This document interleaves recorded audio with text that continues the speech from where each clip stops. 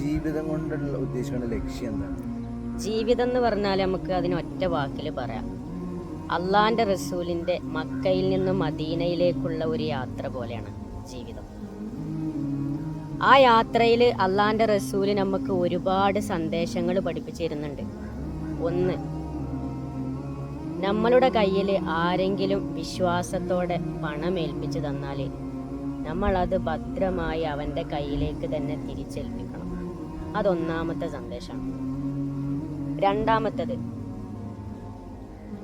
ആ ജീവിതം എന്ന യാത്രയിൽ നമ്മളെ മനസ്സിലാക്കാത്ത ഒരുപാട് പേരുടെ കല്ലേറ് നമ്മൾ കൊള്ളേണ്ടി വരും.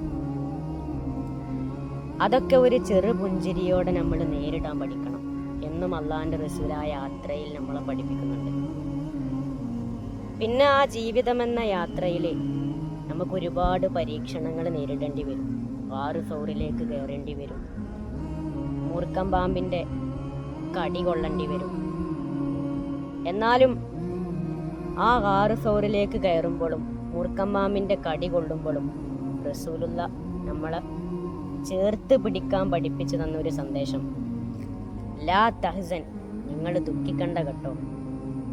ഈ പ്രപഞ്ചത്തെ തന്നെ താങ്ങി നിർത്തുന്ന ഒരു ശക്തി, അതെ, നമ്മളെ സൃഷ്ടിച്ച് പരിപാലിക്കുന്ന അള്ളാഹു, ഇന്നല്ലാഹ മാന, നമ്മളുടെ കൂടെയുണ്ട് എന്ന ഒരു സന്ദേശമാണ് അടുത്തതായി റസൂലുള്ളാഹി നമുക്ക് പഠിപ്പിച്ചു തരുന്നത്. പിന്നെ അള്ളാന്റെ റസൂൽ ആ ജീവിതം എന്ന യാത്രയിൽ നമുക്ക് പഠിപ്പിച്ചു തരികയാണ്, ഒരു കൂട്ടുകാരനെങ്കിലും നമ്മൾ കൂടെ കൂട്ടണം. അള്ളാന്റെ റസൂല് കൂടെ കൂട്ടി നമുക്ക് പഠിപ്പിച്ചു തന്നു.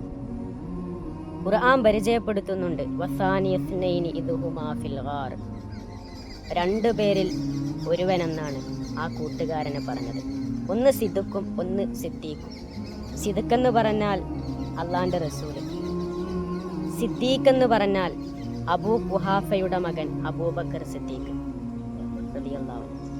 അങ്ങനെ ആ പരീക്ഷണം എന്ന ജീവിതം എന്ന പരീക്ഷണത്തിൽ അവർ വിജയിച്ച് അവസാനം മദീന എന്ന വിജയത്തിലേക്ക് അവർ പോവാണ്.